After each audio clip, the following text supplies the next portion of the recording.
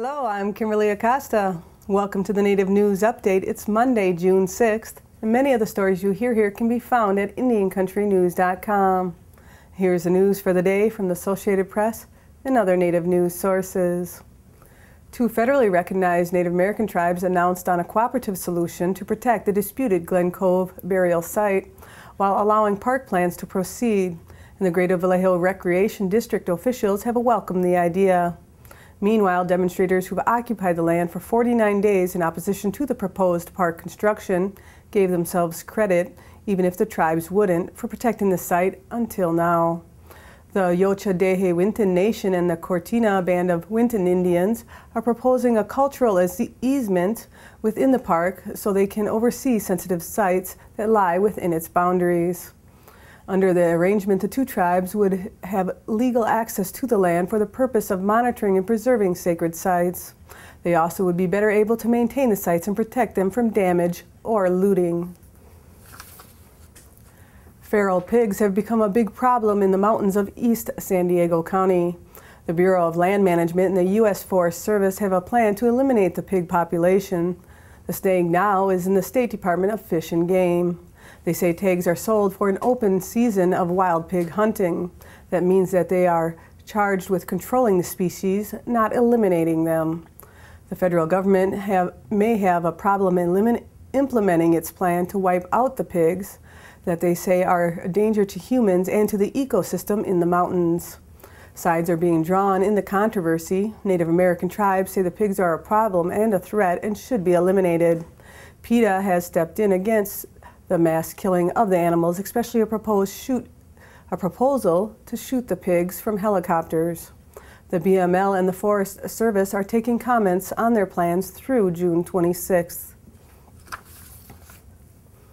A charity group in Colorado Springs is organizing a relief effort for residents in Montana who have been devastated by floods. Heavy rainfall and melting snowpack has flooded the Crow Reservation in southeast Montana. Dozens of homes have been destroyed. In Colorado Springs, the group, One Nation Walking Together, is asking for donations. They plan to fill up a semi-truck with donated items and ship it to Montana next week. I believe our reservations are the forgotten ones, said Kathy Arnold with One Nation Walking Together. We hear often of the tragedies in Haiti and hurricanes in New Orleans, but we don't often hear about the tragedies that happen on Native American reservations, she said. The group is asking for donated furniture, beds, household and personal hygiene items. You can drop them off at 45 Commerce Street in Colorado Springs, Tuesday through Friday, from 9 a.m. to 3 p.m. Their phone number is 719-329-0251. Guests at this week's White House State Dinner will dine on lettuce and other veggies from the First Lady's garden. Michelle Obama invited a group of Native American children to her plot on June 3rd to help plant what are called the Three Sisters: corn, beans, and squash. They also harvested vegetables that were planted 2 months ago, and some of them will be used on June 7th. Last week, Mrs. Obama focused her anti-obesity campaign on Native Americans. The White House says 1 in 3 Native American children are overweight or obese by age 5. Some people in Indian country are addressing the obesity problem by simply moving. On their own or in groups, Native Americans are moving toward better food choices and exercise. The movement called Let's Move in Indian Country mirrors First Lady Michelle Obama's Let's Move program that's designed to crush childhood obesity within a generation by getting people active and teaching them how to take control of their health and their children's health one bite at a time. LMIC ignited on May 25th at the Menominee Nation in Keshena, Wisconsin, where they ranked 72 out of 72 in health issues and results linked to diabetes and heart disease rates. American Indian and Alaska Native children are twice as likely to be overweight, and their obesity rates increased from 2003 to 2008. Overall, 1 in 3 U.S. children is overweight or obese. IHS has introduced 2 Healthy Weight for Life booklets in April.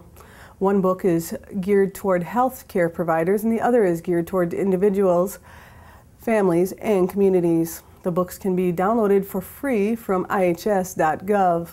For more information on Let's Move in Indian Country, you can visit doi.gov let's move Indian country index.cfm. Montana's Native American tribes have until July 26 to start their own sex offender tracking and registration systems.